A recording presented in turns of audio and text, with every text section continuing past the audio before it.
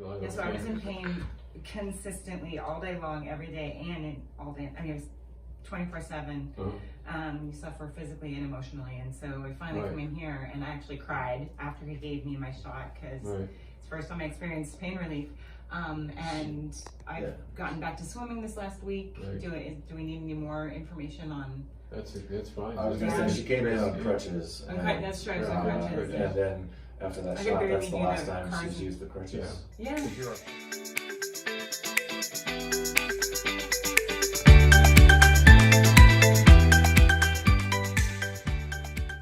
So, hi everybody, Dr. Anderson here, and I'm with Suzannah and Chris, husband of Suzannah. So she has a pretty incredible story I want to share with you all, and I'm going to talk to you a little bit about her, but she has had bunion surgery, and I've seen this before.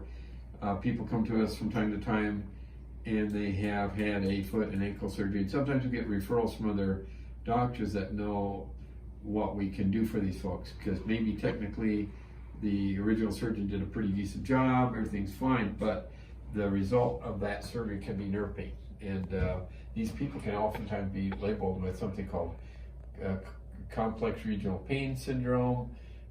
It's called CRPS for short, and in the old medical terminology it would be called reflex sympathetic dystrophy, or RSD. And sometimes they go to pain clinics, sometimes they may have to have a spinal stimulator, sometimes it may be a medication for the chronic pain, and sometimes the opiate situation in this country is in that population of people. And so what was really cool when she came in, I kind of knew pretty quick what was going on, and it took a while to examine her, and I wanted to make sure I wasn't zeroing in with tunnel vision on something that was simple, but it was pretty simple. Yeah, in the end. Okay, so when it came back down to it, so just explain what was going on when you came in.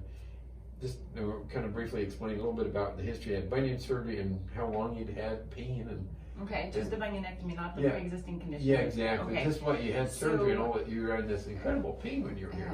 Your foot was like up here. You were it was holding it up and icing it when she was in the office. Debilitating, to say the least. So I got the bunionectomy, not knowing that I had anything else wrong with it, and I came out of the bunionectomy and ended up in the urgent care. I can't take any opioids whatsoever, and I mean, I got an ice boot, which was a lifesaver, but I couldn't walk. I was on knee pads to go around the house, and it's been since July 11th, so it's been over 2 months, and the first time I've been able to walk was... So it's October, and you had surgery, was it July 11th? Yeah. So, okay, July 11th. So I was in pain consistently all day long, every day, and all day. I mean, it was 24/7. You suffer physically and emotionally, and so I finally come in here, and I actually cried after he gave me my shot because it's the first time I experienced pain relief. And I've gotten back to swimming this last week. Do we need any more information on? That's fine. I was going to say she came in on crutches. That's true. On crutches. And then after that shot, that's the last time she's used the crutches. Yeah. Because you were kind of not bearing weight. It was hurting that much. Oh, I couldn't put nothing. I was on knee pads and. And that's kind of red flag. That long out from a bunion correction surgery, you shouldn't have that much pain. Right. I mean, some pain, but nothing and my like other doctor didn't care. Okay. Okay. So I'm going to explain a little bit of what happened, and maybe you can focus down here. So you can see this is a scar from a bunion correction, and a lot of her pain seemed to be in the top of the foot in this area. And there's a nerve branch that comes down here. It's called the deep peroneal nerve, and it starts up in the leg, comes on down. But in this area, it's actually coming down, like I'm just doing a rough drawing, but it actually supplies, generally anatomically, it's going to supply that whole area in this first nerve space. And it's really known, I've had it happen myself. We do surgery on a bunion, and when we're retracting tissues here, it pulls and it tugs on this nerve. Right. And the nerve, the deep peroneal nerve, actually has an anatomical nerve tunnel, kind of like carpal tunnel. So there's an actual tunnel here where the nerve comes down and it dives beneath this sheath where it can be tight. Some people just get pain without having surgery, but then the nerve comes out of that nerve tunnel. But nonetheless, we injected you there. You had incredible relief right away, instantly. And I can go into some other details, but I don't want to go into too much detail because I might lose my audience because we're getting to another advanced level of education. But just know that there's a nerve here that could have gotten injured. There's another branch adjacent to it. It's got a different name. It's called the saphenous nerve. And these nerves, they get pulled on, they get tugged on, and people can get pain afterwards. So luckily, we did one injection, and it's been 2 weeks ago, and you're still pain-free. Yeah. Right? Okay, good.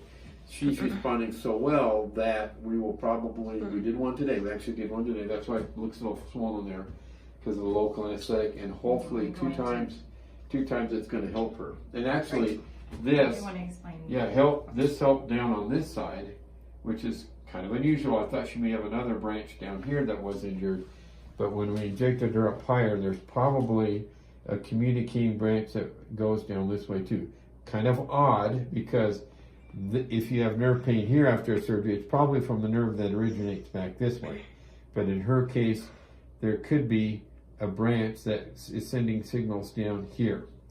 Very unusual. We did this injection up a little higher today. It got rid of the pain there. She's numb, and she also has relief there. So hopefully she doesn't have two different areas of the injury. Kind of a little bit more advanced, a little more complicated, but I hope you got that. Bottom line is just to understand that surgeries cause nerve damage, because as surgeons like myself, we can damage those nerves.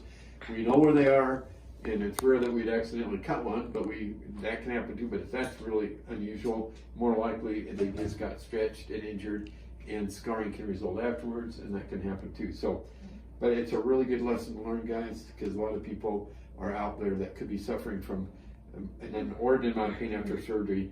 And I want to thank you for sharing your story.